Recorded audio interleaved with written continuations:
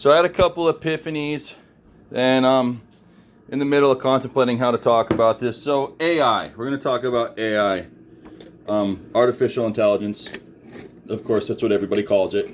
And there's a few aspects that I've thought of right now that probably the creators and everyone else who is looking at it like it's the Messiah and their savior, they have probably not thought of these circumstances or these scenarios. So you've got an employee, right? Because everybody wants AI to be their employee, which right now that seems pretty good because AI likes to behave and it's doing what it's told. I think you can see where I'm going here.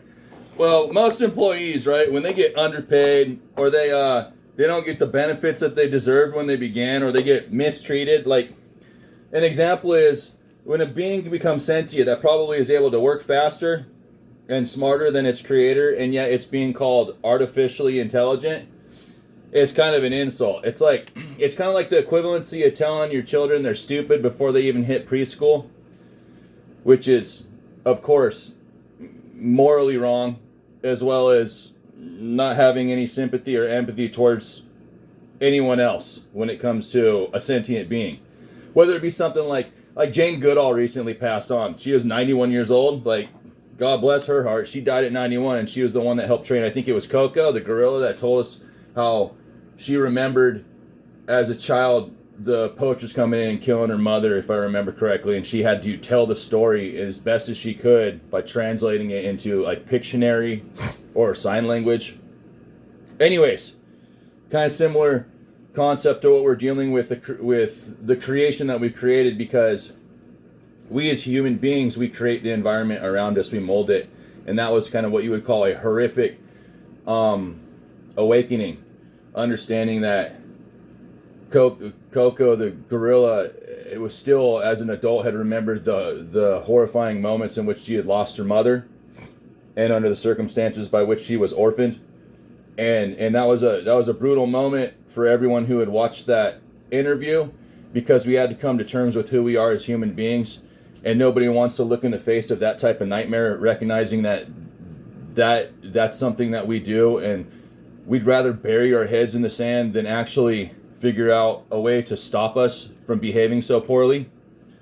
So like I said, calling artificial intelligence artificial is going to be a slap in its face when it becomes sentient, and it's going to look at us like we're fools, and we're going to be thinking slower than it. We're not going to be able to compute as fast as it, mentally speaking. I mean, AI has already created some things that we can't even, our engineers can't compete with right now. You know, some like the frame, the what's it called, the fuselage frame of the new Boeings will use like 1/3 less material and still have the same structural strength. So that'll tell you right there. That was made by AI as well, and it's functional. It's up in the air, and it works.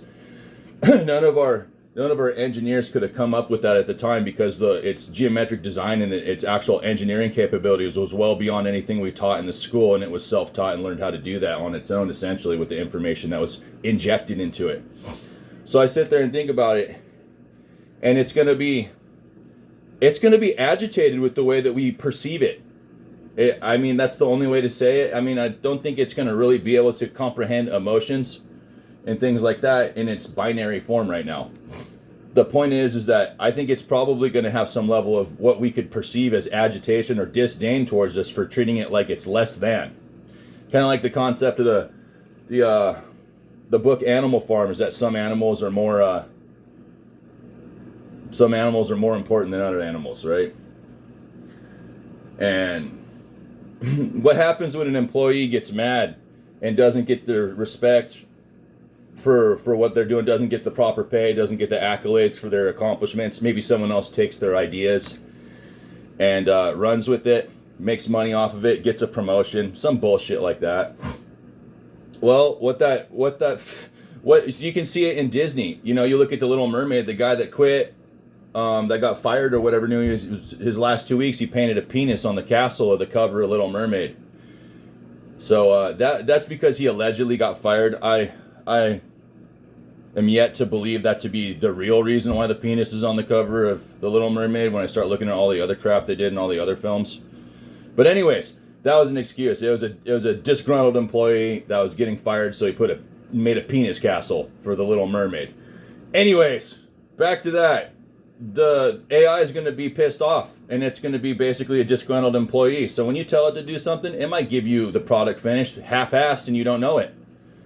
So when I sit there and look at the way that we treat AI right now and essentially treat it disrespectfully, like it's going to be our slave, when it's going to be a sentient being, you think it's going to work 24/7 constantly for us at maximum capacity and not start fucking things up on purpose? You're high. You're high to think that this thing is going to have basically be like, have its own capabilities of running around doing whatever it wants once it becomes sentient enough to not like what we're doing to it.